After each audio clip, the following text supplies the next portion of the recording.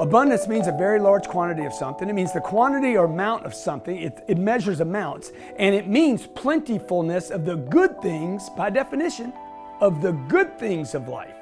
It doesn't mean abundant in drugs. You wouldn't even use that word with drugs or with criminals. Plentifulness, by definition, of the good things of life. And this sounds biblical to me. Overflowing. So you guys that ask, hey Grant, you're worth 300 or 400 million bucks, maybe more than that. When's enough? As a cup floweth. It overfloweth, and who it getteth? Everybody clotheth. Let it flow, man. Okay? You want the river to flow. You want the tide to come in and go out. You want the movement of money. You don't want money to stagnate.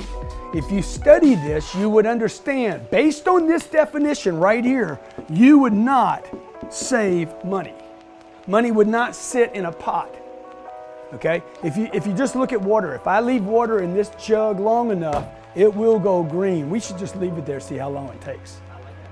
Okay? You need more, money has to recirculate. Okay? Pablo Escobar had this problem. The money didn't circulate. He couldn't get rid of it. Okay? So look, what are we looking for here? What am I looking for?